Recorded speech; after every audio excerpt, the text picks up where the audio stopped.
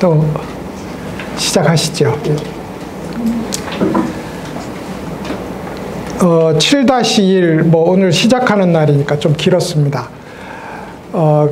이 선문정로의 전체 구성을 보면 진여 무심이 유독 깁니다.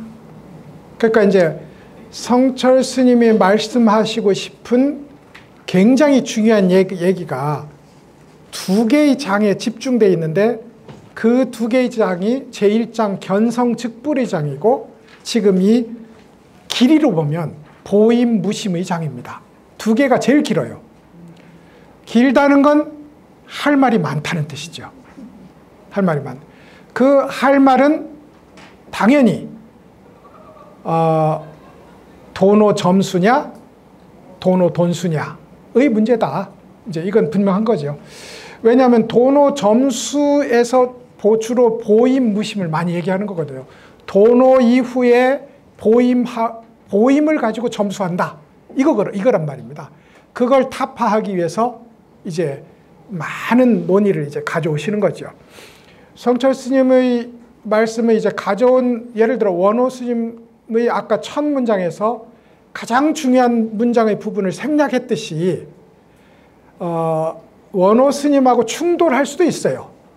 근데 이제 성철 스님이 소위 우리의 새 시대에 맞는 도노선의 최고의 강점도 그대로 가져오고, 그리고 부처님 법의 정통도 그대로 가져오는 하나의 방안으로서 주장했던 도노는 완전한 깨달음이라야 된다 하는 이 주장을 펼치는데 이제 도노 점수에서와 이 보임무심에서 이제 상당히 많은 말씀이 필요했던 거죠. 자명하지 않았다 이 말입니다. 설득할 필요가 있었고 더 많이 보여줄 필요가 있었다. 이게 보임무심이 길어진 이유이기도 합니다. 왜냐하면 매번 깨달은 뒤에 보임한다.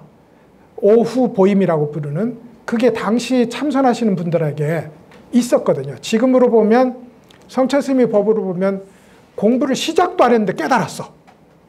그래서 당시에 30명이 참선하면 29명도 깨닫고 그랬답니다. 그러니까 이제 그분들이 다 보임한다고 덤비는 거야. 근데 이제 그러다 보니 내 깨달았는데 하면서 자기 깨달음을 기정사실화하고 남들에게 그러면서 맛보았던 약간의 경계, 그걸 자랑한다고요?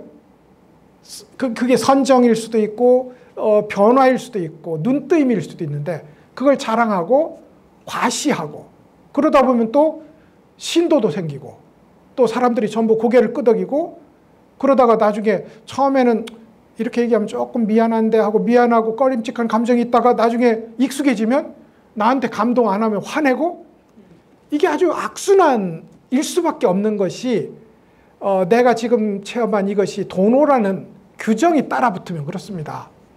도노라는. 그래서 이제 그러면 갑자기 모두에게 스승 노릇하려고 하고 잘난 척하려고 하고 법상에 올라가려고 하고 그렇게 된다 이 말입니다.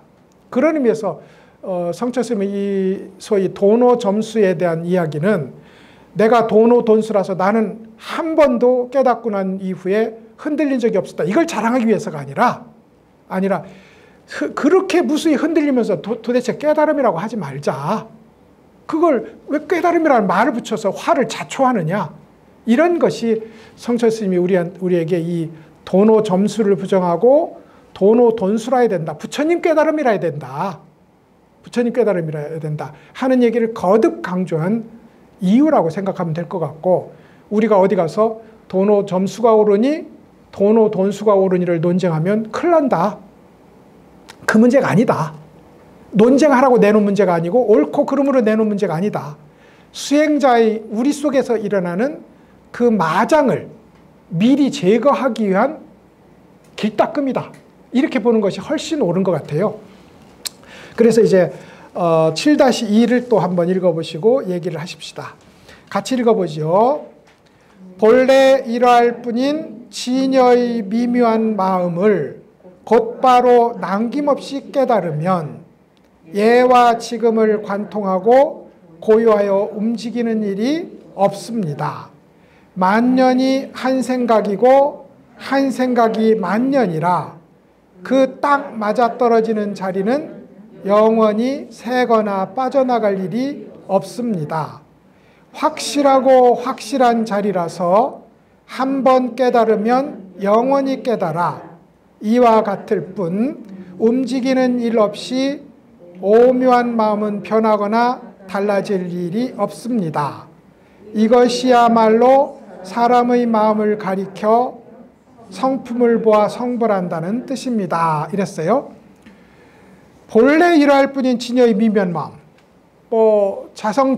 진여의 마음이죠. 진여의 마음이 따로 있지는 않지만 분명히 진여의 마음은 모든 만법을 내는 원천이다. DNA다. 따로 떨어져서 내는 별도의 자리가 있는 것은 아니지만 만법은 모두 그런 것으로 이루어져 있다. 그걸 우리는 진여라고 부른다 이거죠. 그러니까 진여심을 깨닫는다는 것은 이 만법을 내는 진여심이 있음을, 이거 꼭 기억하세요. 만법을 내는 진여심이 존재하고 작용하고 있음을, 예? 존재하고 작용해요. 존재하고 작용하고 있음을 거듭 생각해서 잊지 않는 일입니다. 예? 거듭 생각해서 잊지 않는 일이 먼저 있어요. 진여심을 바로 깨닫기 위해서는 지금 이건 이런 겁니다. 나무아미타불 관세음보살 연부를 잘하는 방법 뭐예요? 아미타불이 혹은 관세음보살이 온 우주에 편지한다는 사실, 이걸 잊지 않는 겁니다. 그리고 내가 관세음보살 할 때 이 관세음보살 하는 소리와 이 관세음보살 하는 마음과 이 관세음보살 하는 이 몸이 모두 관세음의 작용, 존재임을 아는 것이 연불 잘하는 사람의 기본적 입장입니다. 그러려면 어떻게 해야 돼요? 즐겁게 관세음보살을 염하고 잊지 않아야 됩니다. 이게 관세음보살을 잘하는 사람이에요. 신묘장구 대단한을 잘하는 사람은 이게 관세음보살의 미묘한 마음입니다. 관세음보살이 다른 이름이에요. 그러면 신묘장구 대단한을 잘하는 사람은 이것을 즐겨하고 즐겨 염송하고 잊지 않는 거예요. 참선을 잘하는 사람은 진여심을 잊지 않고 기억하는 겁니다. 여기서 공부가 시작돼요. 이거 굉장히 중요한 겁니다. 나라는 이 존재가, 우리가 이제 이걸 작은 나라고 불러봅시다. 작은 나가 열심히 의지를 일으켜서 공부하는 것은 일도 안 돼요. 일도 안 돼. 이걸 제가 지난번에는 옛날 이 펌프에 물을 조금 부어서 이걸 마중물이라고 부르잖아요. 그걸 펌프질을 해서 땅속에 무한정으로 있는 물을 품어내는 일이라고 했잖아요. 우리 의지로 공부하는 건 그만큼의 한 바가지 물이에요.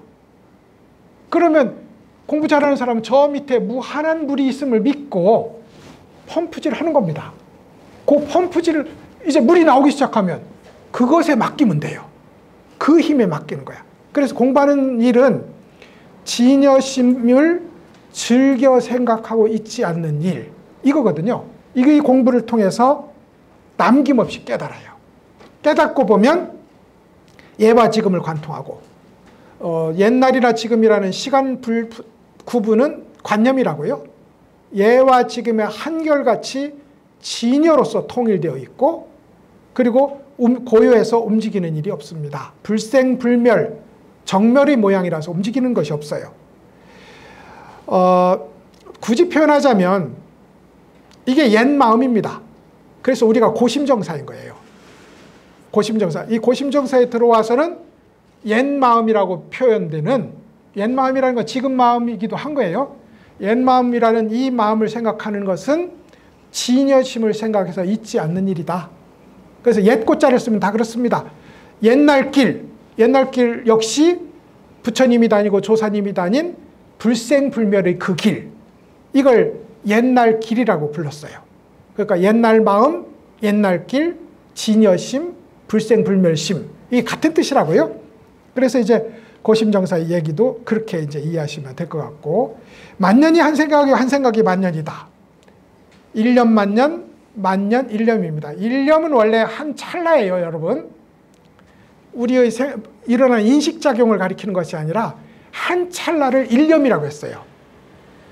왜냐하면 초시계가 똑딱 하는 것보다 일념이 더 짧잖아요. 일념만큼 짧은 건 없습니다. 그런 의미에서 찰나의 다른 이름이 한생각 일념입니다. 만년은 그러니까 둘 다 시간 길이에요. 찰나가 곧 만년이고 만년이 곧 찰나다. 이것이 이 문장의 문자학적 해석입니다. 해석인데 그러면 이렇게 하려면 어떻게 해야 이게 그렇게 되니? 진여가 원래 그런 거고요. 찰나의 한 찰나가 혹은 한 찰나의 생각이 만년과 동일한 거예요. 한 찰나의 생각이 만년을 머금기 때문에 생각 염자를 쓴 거기도 합니다. 한 찰나가 만년이고 만년이 한 찰나라면 하나가 전부고 전부가 하나입니다. 그래서 이게 하음에서 얘기하는 일즉 일체, 일체 즉일이에요. 이게 일념만이라고 같은 뜻입니다. 하나가 참회를 얘기하면 너무 크네. 자두가 하나 있어요. 자두가 인도에서 그걸 아말라과라고 하는데 아말라과가 있어요. 그럼 이 아말라과를 주인이 총을 시켜서 야 가서 맛있는 아말라과를 꼭 골라서 잘 사와라. 그러니까 이제 당연히 이 하인은 좀 어리석겠지요. 가가지고 우리 주인이 맛있는 아말라과만 사오라고 했습니다.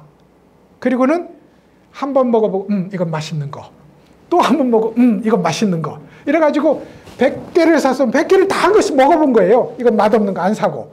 그리고 이걸 가져온 이걸 어디다 써요? 그럴 수도 없을 뿐더러. 그러니까 우리가 공부를 하는 것은 바닷물을 한 모금 먹는 일이지 바닷물을 전부 먹는 게 아니라고. 아말라가를 한 개 먹고 100개를 사는 일이고 그걸 전부 인정하는 일이지 굳이 다 먹을 일은 없는 거예요. 다 먹을 일은. 한 개 먹어보면 나머지가 다 맛있는 거 알지. 바닷물 한 모금 마셔보면 바닷물이 짠 걸 알듯이. 그런 의미에서 하나를 가지고 하나의 아말라가를 가지고 100개와 나눌 일이 없습니다. 그래서 일즉 일체예요. 당연히 일체는 저 모든 99개는 이 하나의 아말라가로 돌아올 수 있잖아요. 그것이 이제 일념 만년, 만년 일념인 경계에서 하는 일입니다. 그러니까 이제 그렇게 딱 맞아떨어지는 자리는 영원히 새거나 빠져나갈 일이 없어서 바닷물 한 모금 먹었는데 어디서 싱거운 바닷물이 새로 나올 일은 없는 겁니다. 없는 거예요. 한 번 깨달으면 영원히 깨달아. 성철 스님이 가져오고 싶은 얘기는 이런 거죠. 일념 만년에는 두 가지가 있습니다. 불이성과 지속성이 있어요. 불이성은 한 개의 아말라가와 99개의 아말라가 같은 맛이다. 그래서 둘이 아니다 이겁니다. 일직일체라고요. 지속성은 정말로 이먹고 하면 만년 가는 지속성입니다. 그 둘은 구분되지는 않아요. 소위 일직일체이므로 한 생각이 다른 생각이 일어날 수가 없는 자리가 있다고요.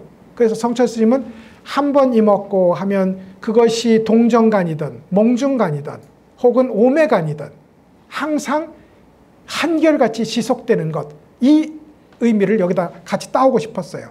그래서 이제 한 번 깨달으면 영원히 깨달아. 움직일 일이 없다는 거죠. 이게 성철 스님의 지속된 주장입니다. 이와 같을 뿐 움직이는 일 없이 없는 오묘한 마음은 변하거나 달라지지 않습니다. 변이가 없어요.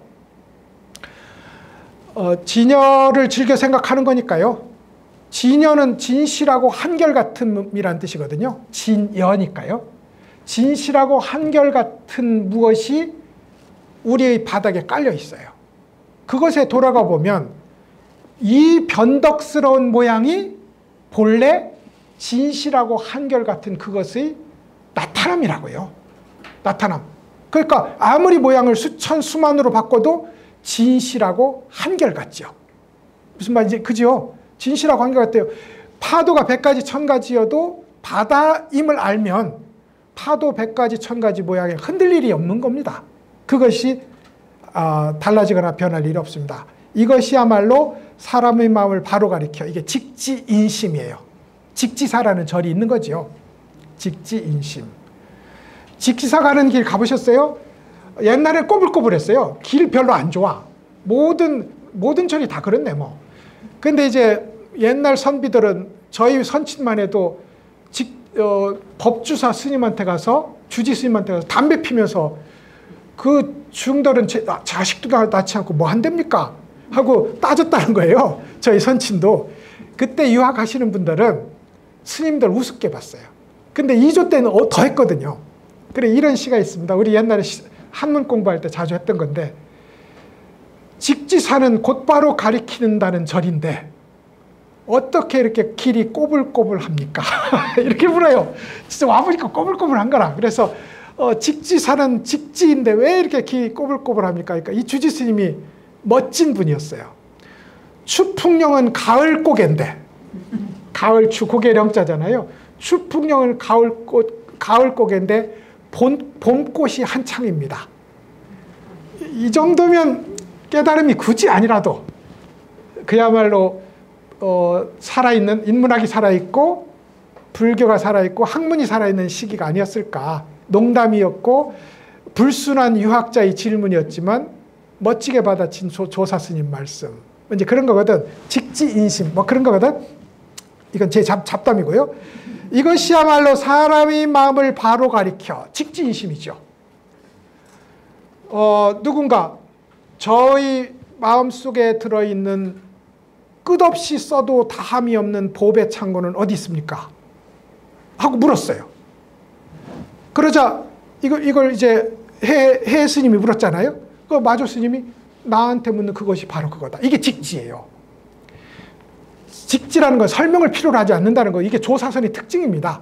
바로 가르쳐 보여요. 그래서 그러면 왜 달마조사는 서쪽에서 왔을까요? 뜰 앞에 잣나무니라 바로 가르쳤잖아요. 암시가 아닙니다. 뜰 앞에 잣나무를 보는 그것이 달마 스님의 마음이고 부처님의 마음이지 그게 암시하고 비유하고 상징하지 않아요. 그죠? 그런 의미에서 이제 직지, 바로 가리켜서 성불부와 성불하는 일이 바로 가리키는 것부터 시작된다고요. 그러니까 이제 우리도 사기는 칠 수 있습니다. 부처님 마음은 뭡니까? 이제 가서 오늘 커피는 유독 쓰군. 그러면 그 사람이 눈치 있는 한, 그 사람이 요만큼이라도 지성이 있는 한, 추풍령의 가을고개에 봄꽃이 새롭다는 얘기를 하고 계시구나 하고 알아차릴 거고, 그것도 못 알아들으면 친구하지 마십시오. 바로 가리키는 거거든. 근데 문제는 이것이 무심이라야 진짜다 이 말입니다. 바로 가리키는 흉내는 낼 수 있는데 무심에서 나올 때는 끝없이 바로 가리키고 유심에서 나올 때는 재산이 한정이 있어요. 한두 번 제대로 말하다가 그 다음부터 몰라요. 그래서 스님들은 예전부터 좋은 스님들은 공부했다고 온 이 수행자들을 한두 번 듣고 너 깨달았네 이렇게 안 합니다. 와봐 이래가지고 방장실에 가둬놓고 100가지 1000가지로 묻습니다. 그리고 이 사람이 어떻게 하면 당황할까 하고서 별 속임수를 다 써서 이런 사람을 가둔다니까요. 가둬놓고도 그래도 말하면 할 수 없는 거지. 할 수 없는 거지. 아까 말씀드렸던 원호 스님만 해도 우리 큰 스님들은 풀 한 입 베는 걸 가슴 아파하거든요. 진짜로 베는 게 가슴 아픈 거예요. 그래가지고 이제 이 소위 공양간터에 나무가 너무 커서 늘 스님들이 참선하다 가다 부딪히고 하는 거예요. 그러니까 이제 그때 원호 스님이 이걸 이제 그 원주 살림을 살고 있었는데 이걸 호시탐탐 노리니까 너 나무 비기만 해봐 하고 법연 스님이 뭐라 한 겁니다. 나도 깨달았는데 뭐 오조 스님 생각은. 그래서 극근 스님이 원호 극근 스님이 이걸 잘라 버립니다. 와 보니까 그 나무가 피를 철철 흘리고 누워 있는 거거든. 그 큰 스님 보면 그 피거든. 그러니까 너는 맞으면 안 아프나 어디 보자 하고서 주장자를 들고 때리러 쫓아갑니다. 원호 스님은 젊고 법연 스님은 늙었으니 잽싸게 도망가다가 이제 가만히 생각하니까 원호 스님이 다 알겠어. 그래가지고 임재중에서 하는 살림을 내가 알겠네 하고 딱 돌아서서 자기 스승이 내리치는 주장자를 딱 잡습니다. 그리고 말을 이렇게 해요. 이 늙은 도둑놈아. 이 늙은 도둑놈아. 네가 하는 거 내가 다 알아봤어. 그런 식으로도 점검한다고요. 주장자를 때리러 가. 근데 이 도둑놈아 네가 하는 거 다 알아봤어 하니까 속일 길이 없으니까 헤헤 하고 웃으면서 돌아갔다는 겁니다. 법연 스님이. 근데 이게 한두 번이 아니라니까요. 끝없이 단련하고 끝없이 점검하고 찔러봐서 움직이지 않는 무심의 자리를 보여줄 때 그를 가리켜서 법을 전수했다. 그 뒤로는 오조 스님은 원호 스님을 그냥 완전히 부처로 대우한 그 기록이 있거든요. 그런 의미에서 이 무심이라는 건 요행코 얻어지는 것은 아니다. 간절한 그 마음으로 얻어지는 것이다. 이것이죠. 7-3 한번 읽어볼까요? 무심과 서로 한 몸으로 만나는 것이 바로 궁극적인 도착지이다. 영가 스님은 다만 자기 마음의 때 무슨 옷을 벗을 뿐이라고 했고, 암두 스님은 다만 인위적 행위와 일이 없는 한가하고 한가한 자리만 지킬 뿐이다 라고 했고, 운거 스님은 1000만 명의 사람 속에 있더라도 마치 한 사람도 없는 것과 같다고 하였으며, 조산 스님은 마치 독이 넘치는 땅을 지나가는데 한 방울도 그를 적시지 못하는 일과 같다고 하였다.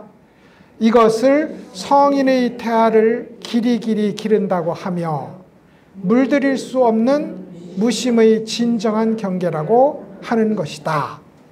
성인의 태아를 길이길이 기른다는 것은 무슨 말인가? 수행하고 공부한다는 마음이 추워도 일어나지 않으며 모양 없는 빛 속에서 항상 자제한 것이라네. 조금 길군요.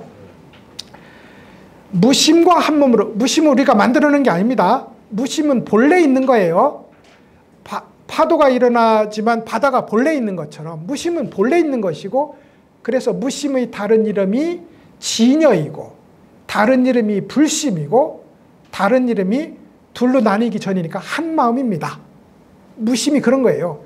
무심은, 그럼 우리가 말하는 무심은 수련을 통해서 그 한 마음에 통일하러 가는 겁니다. 그래서 무심과 한 마음으로 만난다 이랬어요. 무심과 한 마음으로 만나는 것이, 한 마음으로 만난다는 한자를 상응이라고 했어요. 상응이라는 게 이런 겁니다. 여기 나가 있고, 나가 있어요. 분별하는 나입니다. 여기 무심이 있어요. 분별을 내려놓고 뭘로 내려놓나요? 물건도 아니고 마음도 아니고 부처라고 했으니 이 무엇고, 이게 무심입니다. 이 무엇고, 이 말이 갖는 엄청난 힘에 대해서는 여러분 믿으셔야 돼요. 그럼 물건도 아니고 마음도 아니고 부처도 아니라고 했는데, 그렇다면 이건 뭐지? 하는 이것이 끌고 가는 무심자리, 이목고를 잊으시면 안 된다고요. 그러면 이목고를 가지고 분별을 내려놓으면 얘가 이렇게 가까워져 갈 거 아닙니까? 무심으로. 그래서 어느 순간에 분별을 완전히 툭 내려놓고 맡기면 얘가 누구예요? 얘가 주인공이라고. 나는 사역자였고 나는 부림을 받는 자였고 진짜 주인은 여기 있다고요. 주인 나으리가 여기 있어요. 그러니까 점점 심부름 나왔다가 이목고라는 심부름을 가지고 이렇게 가서 주인을 만나고 나면 사역자는 더 이상 할 일이 없는 겁니다. 이제부터 주인한테 맡기면 되니까. 이걸 상응이라고 해요. 한 마음하고 만났다는 것이 그 뜻입니다. 거기가 궁극적인 도착지예요. 영가 스님은 그 육조 스님을 만났던 자기 마음에 때 묻은 옷만 벗을 뿐 할 일이 없다 이랬어요. 이걸 성철 스님은 지웠어요. 지운 게 깨달으면 때 묻은 옷이라고 할 게 없다. 이겁니다. 이게 참 역시 이제 이렇게 문장 인용이 길어지는 건 성철 스님도 궁하셨다는 뜻이에요. 그 논조는 절대적으로 옳습니다. 옳다고 봐야 이 공부를 해요.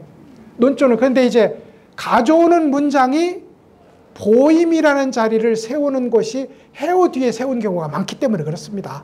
그래서 이제 문장이 길어지는데 생각했어요. 왜냐하면 이런 거거든요. 흰 옷을 입으셨는데 때가 묻었습니다. 그러면 처음의 아무리 잿물을 넣고 빨아도 처음의 흰색이 안 나옵니다. 이걸 우리는 습기라고 불러요. 습관의 기운이라고요. 습관의 기운. 그래서 이제 그 습관의 기운, 이것을 때 묻은 옷을 벗을 뿐이라고 얘기했어요. 영가 스님은.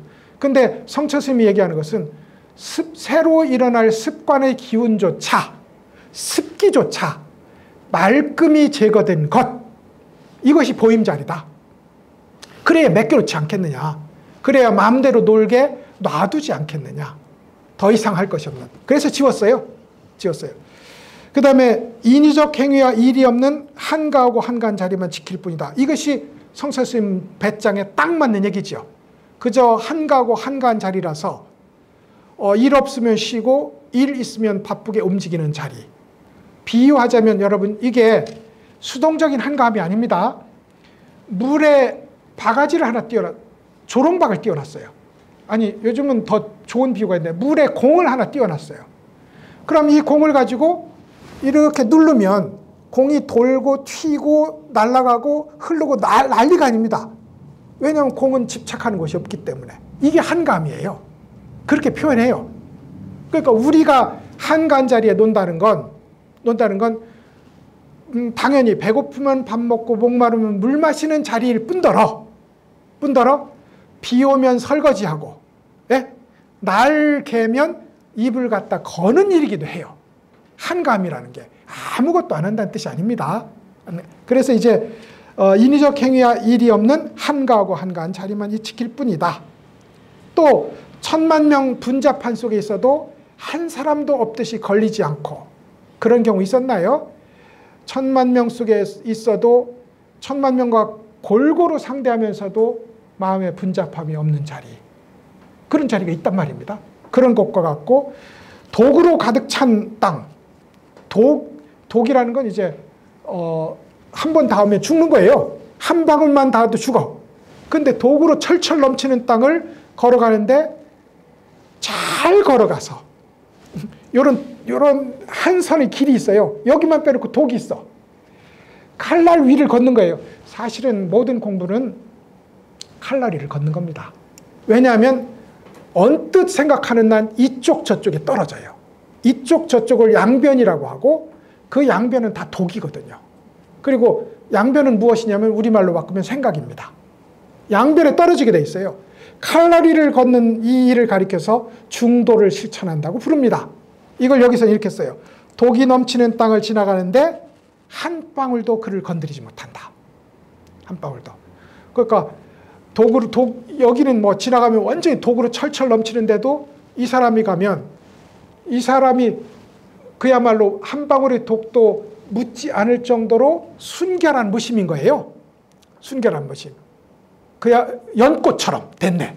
연꽃이란 말입니다. 연꽃은 더러운 물이 가서도 한 방울도 더러울게 할 수 없고, 깨끗한 물이라고 해서 더 예뻐지지도 않아요.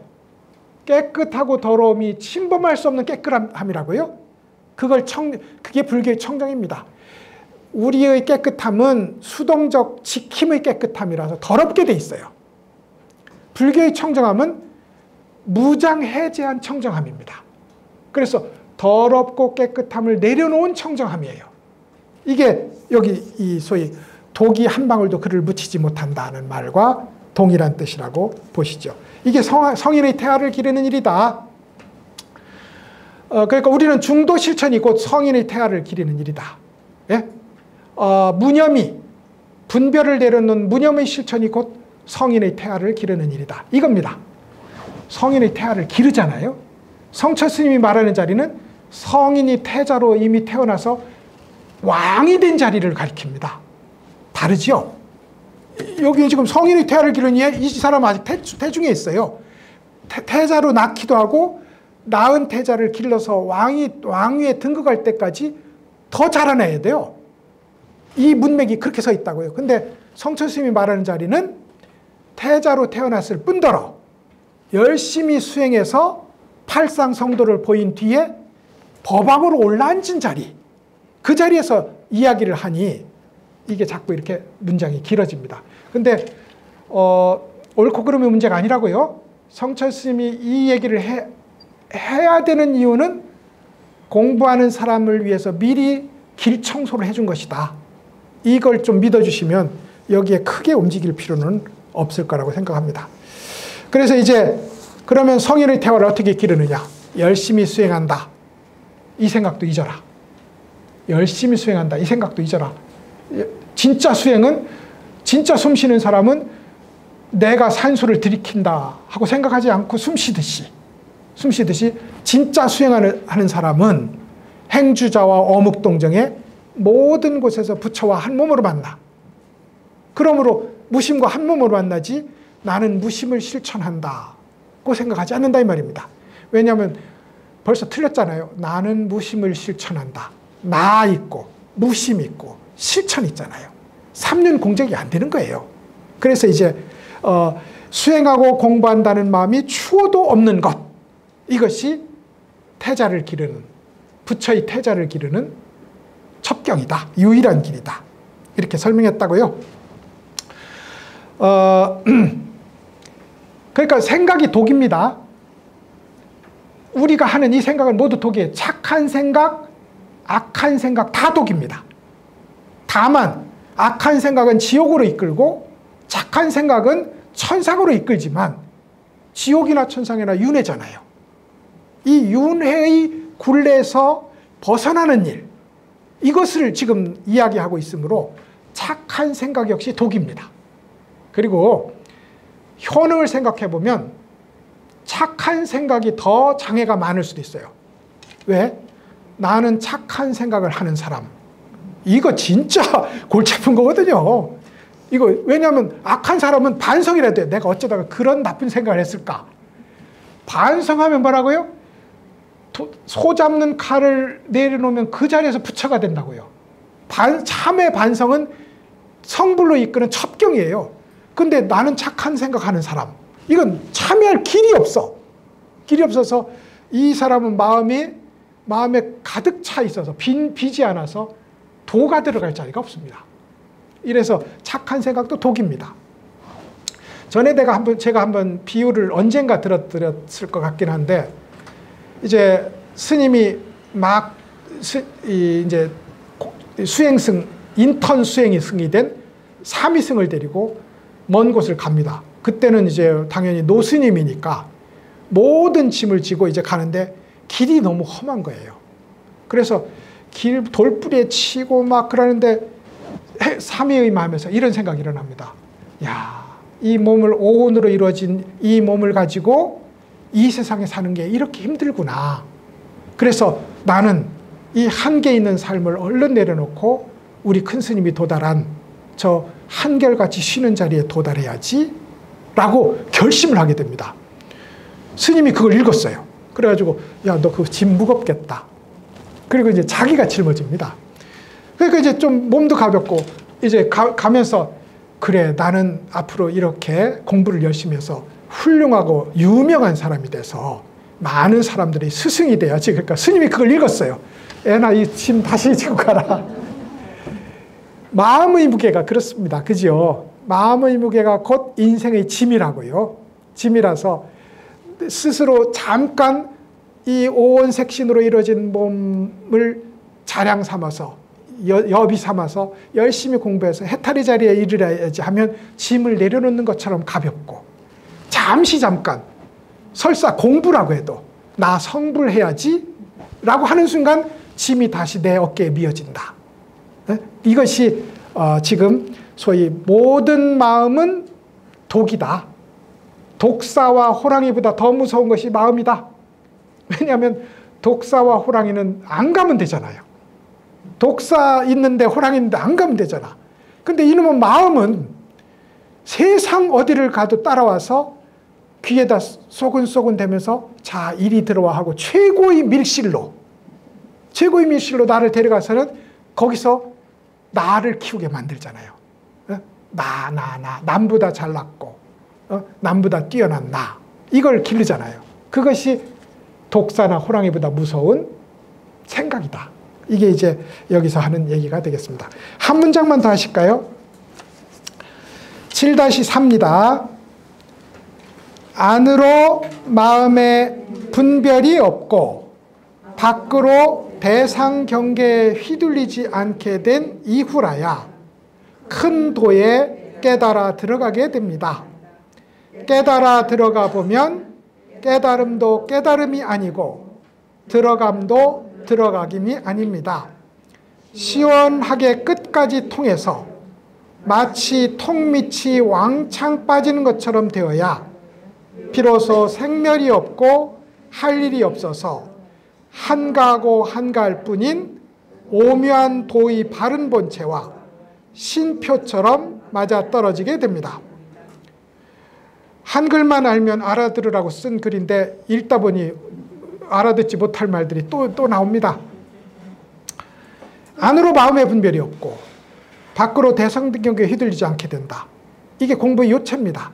달마 스님은 안으로 분별이 없어서 추구하고 버리는 바가 없어서 이걸 마음에 헐떡거림이 없다. 달마 스님이 이렇게 표현했고요. 대상경계에 휘둘리지 않게 된다.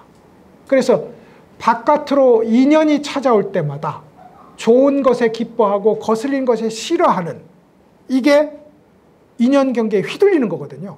달마 스님이 이것을 바깥으로 모든 인연을 쉰다. 이렇게 표현했어요. 그럼 어떻게 되냐면 마음이 저 벽처럼 된다고요. 마음이 담벼락처럼 장벽처럼 되어서 어디에도 흔들리지 않는 소위 우리를 한 생각도 일어나지 않는 자리에 은산철벽으로 가두는 그 일이 있게 된다. 그랬을 때 비로소 도에 들어갈 수 있다. 여기서 큰 도에 깨달아 들어가게 됩니다. 이랬어요. 이 말이 달마 스님의 말을 그대로 가져온 것임을 알 수 있겠지요. 깨달아 들어가 보면 깨달음도 깨달음이 아닙니다. 그렇죠. 스님 깨달으니까 어떻습니까? 그러니까 얼마 전에 수행을 열심히 하면 신통력이 생깁니까? 이런 질문을 한 어떤 스님, 자기 스님에게 이런 질문을 한 어떤 스님이 있었어요. 유튜브에도 있더만. 근데 이제 만약에 신통력이 생긴다 해도 곤란하고 신통력이 없다 해도 곤란한 거 아니에요. 그렇지만 깨닫고 나서 스님 깨닫고 나니 어떻습니까? 그러니까 내가 깨달았다고? 나는 깨달은 적이 없어. 이게 정답일 것 같고 깨달음이라는 게 무슨 깨달음이 어딨니? 이거 선종 어록에 나오는 얘기입니다. 소위 측간에 똥막대기나 될까? 이렇게 표현했다고요. 깨달음이 뭡니까? 하니까 간시골이다. 측간에 똥막대기다. 이 얘기가 가리키는 바는 이렇게 바로 가리키는 것과 동시에 깨닫고 보면 깨달음이 없음을, 깨달음이 없음을. 들어가 보니까 들어갈 자리가 없어요. 왜냐하면 원래 소를 타고 있었고 원래 물속에 있었어요. 근데 물속에서 물 좀 찾아서 먹어야지 하고 하다가 제정신 차리고 보니 물속에 이미 들어와 있고 나 소 타고 가야 되는데 소를 아무리 찾아도 없다가 가만히 정신 차려보니 이미 소 등에 올라와 있는, 그래서 그 사람더러 소 등에 올라탔다고 말할 수 없고 그 사람더러 물속에 들어갔다고 말할 수 없잖아요. 진여의 표현으로서 사는 우리가 그렇습니다. 진여를 찾는다 했는데 알고 보니 진여라서 만사만물이 진여를 찾은 일도 없고 진여에 들어온 일도 없어요. 이미 진여에 들어와 있는데 뭐. 그래서 이렇게 말합니다. 깨달음도 없고 들어감도 아닙니다. 그래서 이제 모든 것에 내려놓고 보니 표현을 하자면 캄캄한 칠흑 같은 통이 있었는데 그 밑창이 예전에는 이렇게 지금처럼 플라스틱으로 안 하고 밑통을 받치고 나무를 여러 개를 엮어서 이 철퇴로 만들어서 통을 만들었다고요. 전통 통 마는 방식이 그겁니다. 오래되다 보면 통밑이 빠져요. 근데 그걸 이제 보면서 여기서 비유로 가져왔습니다. 캄캄해서, 이거 중요합니다. 캄캄한 걸 우리는 안 돼요. 우리는 지금 어지럽게 이리저리 살펴보고 있는 자리지 캄캄한 자리가 아닙니다. 아직. 칠흑처럼 캄캄한 자리는 제8 아래아식의 차원이에요. 그리고 그 칠흑처럼 캄캄한 그 자리에 가서 번뇌가 일어나지 않으니까 만족하고 다리 뻗고 앉는 사람들이 있습니다. 그럼 소위 무심이긴 한데 지혜가 없어. 지혜가. 그래서 성철 스님이 제8아리아식의 경계를 마계다. 악마가 지배하는 세계다. 이렇게 불렀다고요. 이렇게. 그래서 이제 그 캄캄한 자리가 마지막으로 한번 쿵 하고 떨어졌을 때 빠지고 나서 보면 세상에 가리고 있는 게 하나도 없거든요. 그게 깨달음의 사건입니다. 그래서 깨달음의 사건을 제일 잘 표현한 것 중에 하나가 오칠과 같은 캄캄한 통이 밑이 빠지는 것처럼 이렇게 표현했어요. 통밑이 빠지는 것처럼. 그래야 거기 빠지고 나서 보니 안팎이 없고 생성 소멸이 없어서 모든 것이 한결같이 진여이고 모든 것이 한결같이 생멸이에요. 생멸이고 진여입니다. 이거 이해하시겠죠? 우리 이 만 가지 모습이 다 생멸 현상이거든요. 이게 곧 진여라니까요. 이거 빼놓고 다른 데 가지 않습니다. 다른 데 가지 않고 이렇게 생주이멸 태어나서 살다가 늙어서 소멸되는 이 일 자체가 진여의 드러난 현장이지 이거 빼놓고 진여를 볼 자리가 없다. 이게 이제 생멸이 없는 자리입니다. 그러면 한가하고 한가합니다. 왜냐하면 이미 그곳에 있으므로. 그래서 도의 본체와 신표처럼, 신표는 이런 한 물건을 둘로 딱 쪼갠 겁니다. 딱 쪼개서 너 하나 나 하나 갖고 있다가 이제 지금은 전화가 있어서 그렇습니다만 전화 없을 때 이걸 가져가면 나를 본 것처럼 해다오. 그러면 이제 가서 누가 보내서 왔는데요. 그래서 꺼내서 맞춰보면 딱 맞잖아요. 그걸 부합이라고 부릅니다. 부합. 진리에 부합한다. 내 뜻에 부합한다. 그 부합이란 말이 딱 쪼갰던 신표가 딱 맞는 일을 가지고 가리켜요. 그래서 이제 신표처럼 딱 맞아떨어져서 진여가 여기 있는데 사자인 내가 공부해서 가서 딱 맞아보니 이렇게 부합했어요. 이것이 진리가 만난 자리이고 깨달음이 사태가 일어나는 자리다. 이렇게 이제 설명을 하면 될 것 같아요. 7-3입니다. 4까지 했군요. 자, 오늘 조금 길게 했습니다. 보임이라는 이 공부 말입니다. 이 공부가 최대한 성철 스님이 무시하긴 하지만 도노 점수에서 부르는 도노와 성철 스님이 말하는 궁극적 깨달음에서의 도노는 다른 건 알잖아요. 근데 도노 점수라고 부르는 이해 차원의 깨달음, 최소한 거기에 도달한 이들이 입에 올리는 말이 보임이다.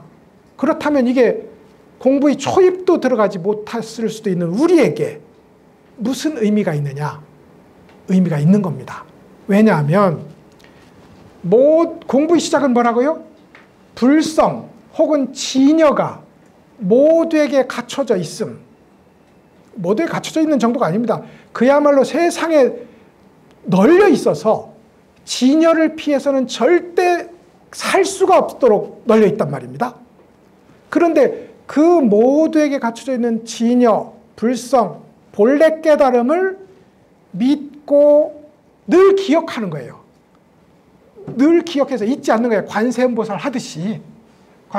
근데 그럼 우리는 왜 이먹고 하느냐? 진여 하지 않고 진여하면 머무는 자리가 생겨서 그래요. 그래서 이먹고를 가지고 매번 진여가 있는 자리를 기억하고 잊지 않도록 하는 것을 보호한다고 합니다. 우리 공부 차원에서는 그걸 보호한다고 하고 잊지 않으려고 하니까. 그 다음에 잊지 않으면 진여가 그 존재성을 뚜렷하게 우리 속에 이렇게 드러내거든요. 정신 차렸을 때는. 그러면 이건 그때는 맡겨야 돼요.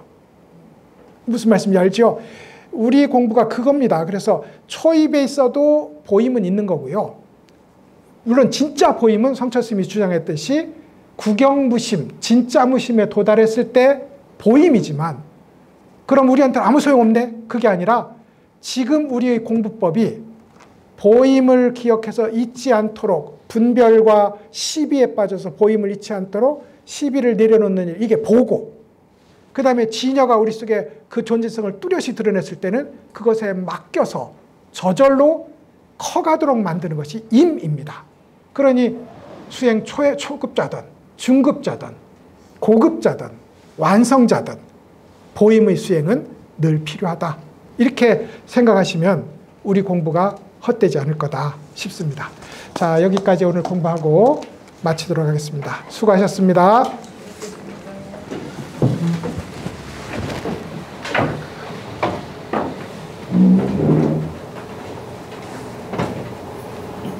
스님께 합당 일배 올리겠습니다.